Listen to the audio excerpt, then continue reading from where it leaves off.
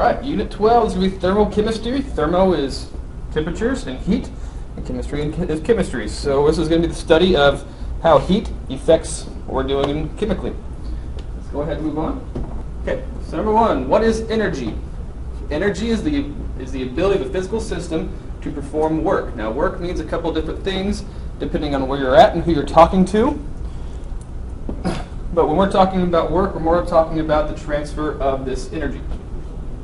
So everything that governs this is the first law of thermodynamics that says energy cannot be created or destroyed. Just like we had mass cannot be created or destroyed, well, neither can energy.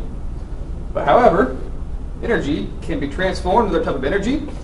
So just like we had the conservation of mass, this is going to be called the conservation of energy. Mass can't be created or destroyed. Conservation of mass. Energy can't be created or destroyed. Conservation of energy.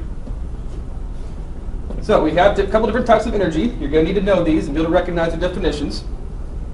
Okay, kinetic energy is the energy of motion. You're probably kind of familiar with this one, but we're talking about kinetic energy with heat, with the thermochemistry. We are talking about temperature. So temperature is a measure of internal kinetic energy, which means the higher the temperature, the more those molecules are moving. And that's going to affect a lot about how things react, especially with gases and liquids. But we use a symbol right here called Q. Right here, you're going to need to know that one. Q represents heat, not H. That's known as thermal energy, which is the form of kinetic energy we've just been talking about. But here's another thing you got to remember, is kinetic energy goes from higher temperature to lower temperature. So what you take away from this is temperature goes from hot to cold. We'll get more into that. But you got to remember, if you're holding a piece of ice in your hand, the ice isn't cooling your hand. Your hand is actually heating the ice. When you open a window and it's cold outside, your parents are yelling at you, don't let the cold air in. The cold air isn't coming in, it's the hot air that's going out. It's going from hot to cold. So keep that in mind as we go through these.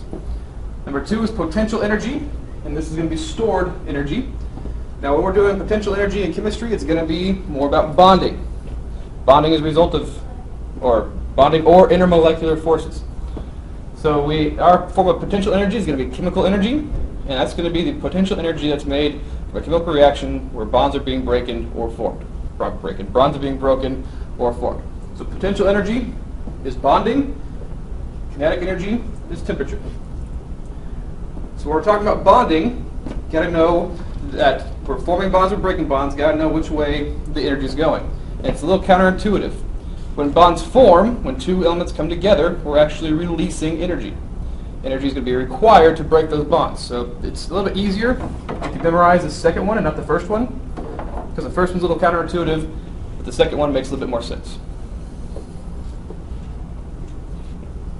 So let's go through and label these as kinetic, potential, thermal, or chemical.